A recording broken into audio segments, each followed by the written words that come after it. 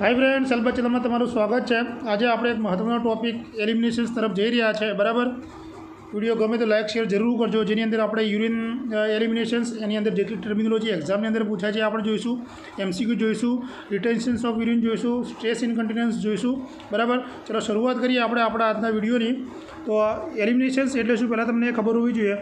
एलिमिनेशन्स एटले शुं थाय कि तमारा शरीरमांथी जे नकामो कचरो बहार निकळे एने आपणे शुं कहीए छीए, एलिमिनेशन्स तरीके ओळखीए छीए।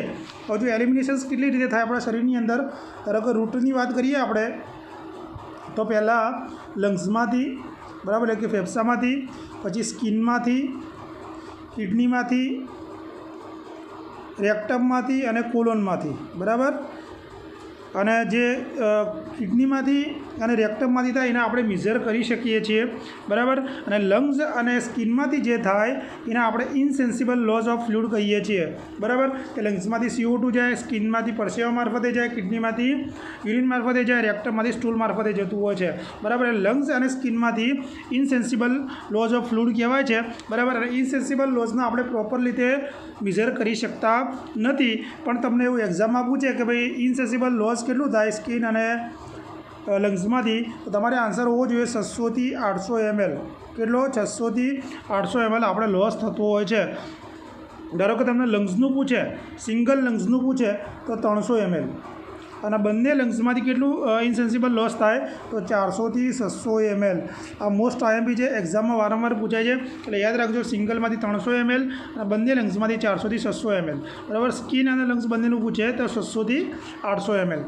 ચાલો એક ક્વેશ્ચન જોઈ લઈએ કે amount of insensible loss of fluid તો 400 ml, 600 ml કે 800 ml। જો આ રીતનો ઓપ્શન હોય તો તમારે જવાબ 800 રાખવાનો છે, મેક્સિમમ આપણે રાખીશું। અને આ રીતના ઓપ્શન હોય કે 200 થી 400, 400 થી 600, 600 થી 800 ને 800 થી 1000, તો 600 થી 800 આપણો આન્સર રહેશે। આ રીતે તમારે આન્સર આપવાનો છે। બરાબર, હવે આપણે આગળ તરફ જઈએ। યુરિન એલિમિનેશન્સ, કે આમાંથી ઘણા ક્વેશ્ચન નીકળે છે। યુરિન એલિમિનેશન્સ એટલે કે યુરેથ્રા મારફતે જે યુરિન બહાર નીકળે એને આપણે શું કહીએ છીએ? યુરિન એલિમિનેશન્સ કહીએ છીએ। કે જેમાં મહત્ત્વની ટર્મિનોલોજી પૂછે છે કે મિક્ચ્યુરેશન્સ એટલે શું? કે નોર્મલ જે આપણે યુરિન પાસ કરીએ છીએ એને આપણે શું કહીએ છીએ? મિક્ચ્યુરેશન્સ તરીકે ઓળખીએ છીએ। ડાયસ્યુરિયા એટલે શું? કે યુરિન પાસ કરવાની અંદર ડિફિકલ્ટી એટલે કે તકલીફ થવી। દાખલા તરીકે યુટીઆઈની અંદર યુરિનરી ટ્રેક ઇન્ફેક્શન્સમાં તકલીફ થતી હોય છે। બરાબર, ડાયસ્યુરિયાના જો સિમ્ટમ્સમાં પેન થાય, બર્નિંગ સેન્સેશન જોવા મળે, તો આની અંદર આપણે શું કરવાનું હોય છે કે પેશન્ટ્સને હોટ એપ્લિકેશન્સ આપવાના હોય છે। એટલે આમાંથી ગમે તે પૂછે એક્ઝામમાં ડાયસ્યુરિયામાં, તમને આવડવું જોઈએ। બરાબર, એના રિલેટેડ એક ક્વેશ્ચન્સ બનાવ્યો છે, જુઓ કે patients complain for difficulty in urine pass out, what is the important role of nurse? કે પેશાબ યુરિન પાસ કરવાની અંદર એને તકલીફ પડે છે તો આપણો મહત્ત્વનો રોલ શું રહેશે?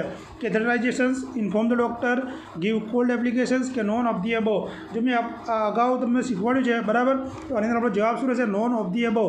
કારણ કે આપણે આ કોલ્ડ એપ્લિકેશન આપવાની નથી, અહીંયા હોટ એપ્લિકેશન હોત તો આપણો આન્સર એ આવત। એટલે આપણે શું કરવાનું છે? હોટ એપ્લિકેશન્સ પેશન્ટ્સને આની અંદર આપવાની છે। ક્લિયર? એટલે આવા ક્વેશ્ચન્સ પણ તમને કન્ફ્યુઝન્સ માટે પૂછી શકે છે। જો બીજી વસ્તુ કે પોલીયુરિયા પૂછે, ધારો કે પોલીયુરિયા એટલે કેટલા 2500 ml કરતાં વધારે યુરિન પાસ આઉટ થઈને આપણે શું કહીએ છીએ?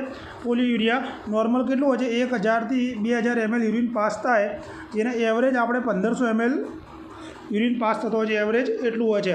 બરાબર, આ પોલીયુરિયા કેવી કન્ડિશન્સમાં હોય? ધારો કે ડાયાબિટીસ મેલાઇટસ હોય, ડીએમ હોય, ડીઆઈ હોય એટલે કે ડાયાબિટીસ ઇન્સિપિડસ હોય, આઈવી થેરાપી હોય, ફ્લુઇડ વધારે લીધેલું હોય, બરાબર, ઇન્ટેક ફ્લુઇડ વધારે હોય, ક્રોનિક આલ્કોહોલિક પેશન્ટ્સ હોય, તો આવા પેશન્ટ્સની અંદર શું પોલીયુરિયા વધારે જોવા મળતું હોય છે। બીજું એવું ને એવું ઓલિગુરિયા પૂછે। ઓલિગુરિયા તમે કોને કહો? તો 400 ml કરતાં ઓછો યુરિન પાસ થાય જેને આપણે ઓલિગુરિયા કહીએ છીએ, જેની અંદર આવશે ERF એટલે કે acute renal pressure, acute renal failure અને ડિહાઇડ્રેશન્સની કન્ડિશન્સ આવશે। બરાબર, એન્યુરિયા પૂછે તો એન્યુરિયાની અંદર 100 ml કરતાં ઓછો યુરિન પાસ થાય। ક્લિયર થઈ ગયું?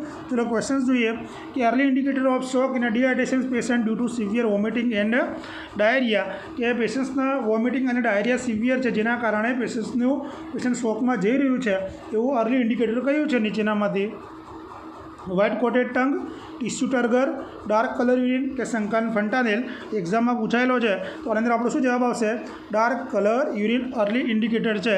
બરાબર, વ્હાઇટ કોટેડ ટંગ છે એ શું છે? લેટ સાઇન છે। શું છે? આ લેટ સાઇન જોવા મળે શોકની અંદર। બરાબર, અને ટીસ્યુ ટર્ગર ડિક્રીઝ ટિશ્યુ ટર્ગર. તો ડિક્રીઝ ટિશ્યુ ટર્ગર એ ડિહાઇડ્રેશનનું કન્ફર્મેટિવ સાઇન પૂછે. ધારો કે તમને પૂછે કે ડિહાઇડ્રેશનનું કન્ફર્મેટિવ સાઇન કયું, તો ડિક્રીઝ ટિશ્યુ ટર્ગર. બરાબર. સંકન ફંટાનેલ કોની અંદર જોવા મળે છે? ખાલી નિયોનેટની અંદર જોવા મળશે. કોની અંદર? નિયોનેટની અંદર સંકન ફંટાનેલ જોવા મળશે. ક્લિયર? એક ક્વેશ્ચન જુઓ, અર્લી ઇન્ડિકેટર ઓફ શોક. કે અર્લી ઇન્ડિકેટર નીચેમાં તમે કોને કહેશો? યુરિન પાસ આઉટ 20 ml પર અવર, યુરિન પાસ આઉટ 30 ml પર અવર, વ્હાઇટ કોટેડ ટંગ, કે પછી રેસ્ટલેસ અને હાઇપોક્સિયા. તો આની અંદર આપણો શું જવાબ આવશે? જવાબ આવશે એ. કારણ કે યુરિન પાસ આઉટ 30 ml વાળું આપણું નોર્મલ કહેવાય, એટલે 20 ml એટલે પેશન્ટ શોકની અંદર જઈ રહ્યું છે. બરાબર. એક બીજો ક્વેશ્ચન જોઈએ. An accidentally patient came in emergency and haemorrhage early sign of shock. કે ઇમરજન્સીની અંદર પેશન્ટ આવે છે અચાનક, જેને હેમરેજની કન્ડિશન છે, તો હેમરેજવાળા પેશન્ટની અંદર આપણે અર્લી સાઇન શું રહેશે શોકનું? યુરિન પાસ આઉટ ડિક્રીઝ, કે યુરિન પાસ થવાનું ઘટી જશે, બ્રેડિકાર્ડિયા, ટીકીકાર્ડિયા, કે પછી હાઇપરટેન્શન્સ. તો આની અંદર આપણો જવાબ શું રહેશે? કે અર્લી ઇન્ડિકેશન હેમરેજની કન્ડિશન્સમાં રહેશે ટીકીકાર્ડિયા. બહુ જ ઇમ્પોર્ટન્ટ ક્વેશ્ચન છે બધા. વિડીયો ગમે તો લાઇક, શેર, કોમેન્ટ જરૂર કરજો. હવે જો ટર્મિનોલોજી પૂછે છે, ઘણીવાર બધાને ખબર હોતી નથી. અર્જ એટલે શું? બરાબર. અર્જ એટલે કે તમારે યુરિન પાસ કરવાની ઈચ્છા થવી. બરાબર. શું અર્જ એટલે? યુરિન પાસ કરવાની ઈચ્છા થવી. એટલે કે પેશન્ટ આને શું કંટ્રોલ કરી ના શકે. પેશન્ટ આને કંટ્રોલ 150 થી 200 ml સુધી કંટ્રોલ જ કરી શકતો હોય, એટલે યુરિન પાસ કરી જવું. અર્જન્સી એટલે શું થઈ જાય? એકદમ વધારે સ્ટ્રોંગ ડિઝાયર થાય યુરિન પાસ કરવાની સ્ટ્રોંગ. એટલે કે આની અંદર પેશન્ટ કંટ્રોલ કરી ના શકે, 500 ml જેટલો યુરિન ભરાવો થયો હોય એ અર્જન્સીની અંદર જોવા મળે. ઇમરજન્સી એટલે શું થાય? એકદમ સિવિયર ડિઝાયર યુરિન પાસ કરવાની સિવિયર ઈચ્છા થઈ જાય, 600 ml જેટલો જ્યારે બ્લેડરમાં ભરાય ત્યારે પેશન્ટ્સના કરી શકતો. બરાબર. પણ ઇમરજન્સીની અંદર પેશન્ટના સ્મોલ અમાઉન્ટની અંદર યુરિન પાસ થતો હોય છે. ક્લિયર? કેપેસિટી યુરિનરી બ્લેડરની કેટલી? 1000 mlની હોય છે. કેટલી હોય છે? 1000 mlની. ક્લિયર? આના રિલેટેડ જેટલા ક્વેશ્ચન્સ હતા આપણે કવર કર્યા. ઇનકન્ટિન્યુઅન્સ ઓફ યુરિન અથવા સ્ટ્રેસ ઇનકન્ટિન્યુઅન્સ, કે જેમાં એક્ઝામમાંથી વારંવાર પૂછાય છે. તો સ્ટ્રેસ ઇનકન્ટિન્યુઅન્સ અને ઇનકન્ટિન્યુઅન્સ ઓફ યુરિનની અંદર શું આવશે? કે ઇનવોલન્ટરી યુરિન પાસ થઈ જવું. તમે ઈચ્છતા ના હોય છતાં યુરિન પાસ થઈ જાય. લગભગ એક વખતની અંદર 50 ml પાસ આઉટ થઈ જતો હોય છે. સ્ટ્રેસ ઇનકન્ટિન્યુઅન્સની અંદર જ્યારે તમે છીંક ખાતા હોય, કફિંગ હોય, વધારે પડતો વજન ઉપાડ્યો હોય ત્યારે તમને સ્ટ્રેસ ઇનકન્ટિન્યુઅન્સ જોવા મળે છે. યાદ રાખજો, એક્ઝામમાં એવું પૂછે ભાઈ સ્નીઝિંગ, કફિંગ અને હેવી લિફ્ટિંગમાં કયું ઇનકન્ટિન્યુઅન્સ જોવા મળે? તો સ્ટ્રેસ ઇનકન્ટિન્યુઅન્સ જોવા મળે છે. આ ઘણીવાર એક્ઝામની અંદર પૂછાયેલું છે. બરાબર. હવે આનું નર્સિંગ મેનેજમેન્ટ જુઓ કે આમાં તમે શું કરી શકો. તો આવા પેશન્ટને આપણે શું કરવું પડે? સ્ટ્રિક્ટ શિડ્યુલ યુરિનરી બ્લેડર ખાલી કરવા માટે સ્ટ્રિક્ટ શિડ્યુલ આપણે બનાવવાનું હોય કે દિવસમાં 2 કલાકે ભાઈ તમારે યુરિન પાસ કરવા જવાનું. નાઇટમાં એને આપણે શું કરીશું? ફ્લૂઇડ ઘટાડી દઈશું, ફ્લૂઇડ ઓછું આપવાનું, અને જ્યારે ઊંઘવાનું હોય એના 2 થી 3 કલાક પહેલાં એના કેફેન પ્રોડક્ટ એવોઇડ કરાવવાની અને ફ્લૂઇડ ઓછું કરી દેવાનું છે. બરાબર. અને આલ્કોહોલ પણ એને ઓછો કરાવવાનો છે. ક્લિયર? અને નાઇટમાં એને 4 કલાકે યુરિન બ્લેડર ખાલી કરાવવાનું, કે યુરિન પાસ કરવા એના માટે મોકલવાનું છે. દિવસમાં 2 કલાકે, જ્યારે નાઇટની અંદર 4 કલાકે. બરાબર. હવે ઇફેક્ટિવ મેનેજમેન્ટોની આપણે જોઈએ તો કીગલ એક્સરસાઇઝ. જો કીગલ એક્સરસાઇઝ ઘણી ઇમ્પોર્ટન્ટ છે. બરાબર.